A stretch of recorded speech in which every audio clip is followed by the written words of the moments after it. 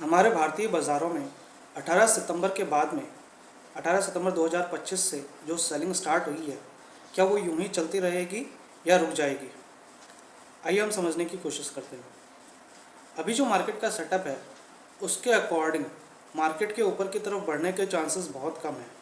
हम जब भी मार्केट के बारे में बात करते हैं तो हम चांसेस की ही बात करते हैं, प्रोबेबिलिटी की बात करते हैं, क्योंकि मार्केट में 100% यस या नो कोई भी नहीं बोलता।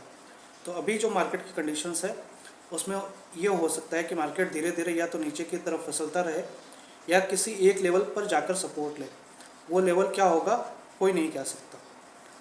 तो मार्केट क्यों नहीं बढ़ेगा या फिर क्यों धीरे धीरे नीचे की तरफ फिसलता रहेगा, इसका कारण यह है कि अमेरिका की जो फेडरल रिज़र्व है, उसके जो चेयरमैन थे जेरोम पावेल साहब, उन्होंने अभी दो बातें कही। क्या कहा उन्होंने?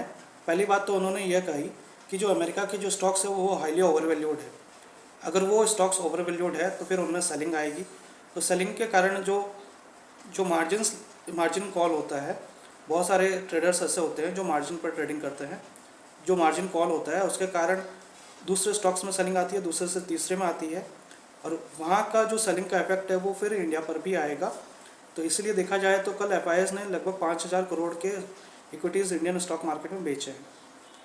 पहला कारण तो यह हो गया। दूसरा स्टेटमेंट उन्होंने ये कहा, उन्होंने ये बताया है कि जो अमेरिका में जो इन्फ्लेशन के रिस्क है वो अभी भी ख़त्म नहीं हुई है। उनका जो स्टेटमेंट है, उन्होंने ये बताया कि upside risk to the inflation exist, मतलब कि इन्फ्लेशन के ऊपर की तरफ बढ़ने के चांसेस ज़्यादा हैं। अगर इसका मतलब यह भी है कि अमेरिका में अब इंटरेस्ट रेट की जो कटौती है वो शायद आगे नहीं हो। अगर इंटरेस्ट रेट की कटौती नहीं होती है तो ये मार्केट के लिए बहुत बड़ा नेगेटिव माना जाता है।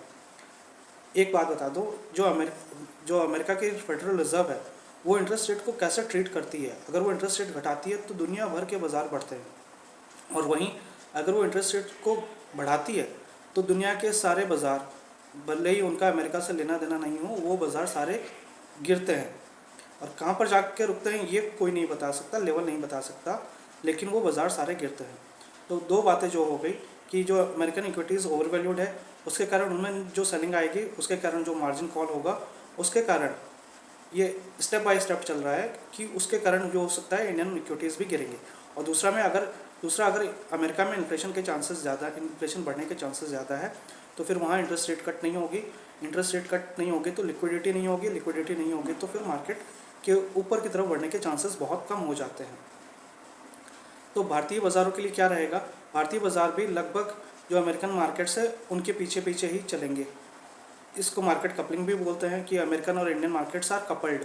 कपल्ड का मतलब ये है कि जैसे जैसे अमेरिका के मार्केट बढ़ते हैं या गिरते हैं, इंडियन मार्केट्स भी उसी तरह से रिएक्ट करते हैं और उसके साथ ही बढ़ते या गिरते हैं।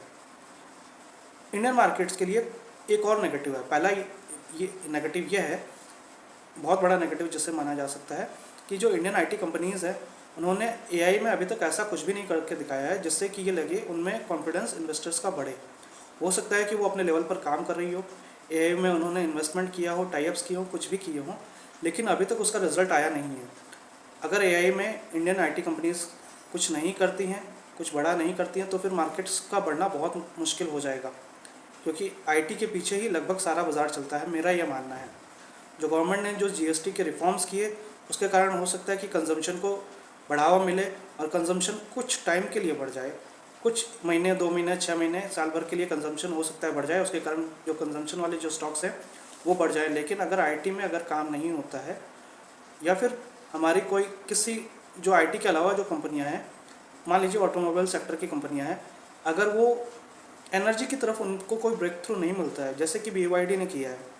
BYD की कार ऐसे आती है कि उसको अगर आप 5 से 6 मिनट में पूरी वो कार जो है 80% तक चार्ज हो जाती है।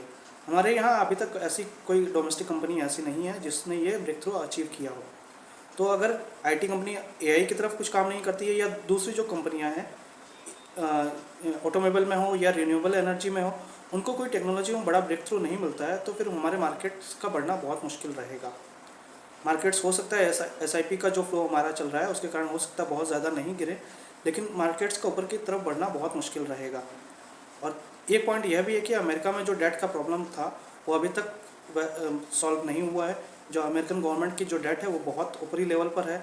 अगर उसका सोल्यूशन नहीं होता है तो फिर आगे जो है इंडिया ही नहीं, अमेरिकन मार्केट्स के लिए भी ये बहुत बड़ा चैलेंज रहेगा, क्योंकि बात ये हो रही है कि अमेरिकन गवर्नमेंट, अमेरिका कुछ सालों में दिवालिया घोषित हो जाए, दिवालिया यानी कि इंसॉल्वेंट हो जाए। हालांकि उसकी प्रोबेबिलिटी अभी और उसकी टाइमिंग बताना बहुत मुश्किल है, लेकिन ये माना जा रहा है कि अमेरिकन गवर्नमेंट के लिए चैलेंज है। अगर ये पूरा नहीं करती है वो उसको डेट को कंट्रोल नहीं करती है अमेरिकन गवर्नमेंट, तो ये मार्केट के लिए बहुत बड़ा नेगेटिव उभर कर सामने आएगा। और अभी का जो सेटअप है, जो मैंने बता दिया, इंडियन मार्केट्स जो है या तो धीरे धीरे नीचे की तरफ सरकते रहेंगे या फिर किसी एक लेवल पर जाकर गिरना रुक जाएंगे। उनका अचानक ऊपर की तरफ बढ़ना, रिवर्स होकर, ये बहुत, इसके चांसेस बहुत कम है जब तक कि कोई पॉजिटिव न्यूज़ फ्लो नहीं आए। जैसे कि मान लीजिए अमेरिका के साथ ट्रेड डील की जो बात चल रही है, अगर वो हो जाती है तो हो सकता है मार्केट के उस समय बढ़ जाए, लेकिन वो ट्रेड डील कैसे होती है, किस रूप में होती है और इंडिया को उस किस सेक्टर्स में कितना बेनिफिट मिलता है उसके ऊपर रहेगा। हो सकता है उस समय कोई पर्टिकुलर सेक्टर न्यूज़ के अकॉर्डिंग रिएक्ट करे, लेकिन इंडेक्स का, निफ्टी और बैंक निफ्टी का अब यहाँ पर आज की जो कंडीशंस है उसके अकॉर्डिंग बढ़ना बहुत मुश्किल है। आगे जब कंडीशंस चेंज होगी तब हम देखेंगे कि कंडीशंस किस तरह से चेंज हुई है, उसका एनालिसिस फिर हम अलग से करेंगे। और कल जो मैंने वीडियो डाला था उसमें ऑडियो का इशू था, इसलिए आज ये दोबारा वीडियो डाल रहा हूँ। Thank you.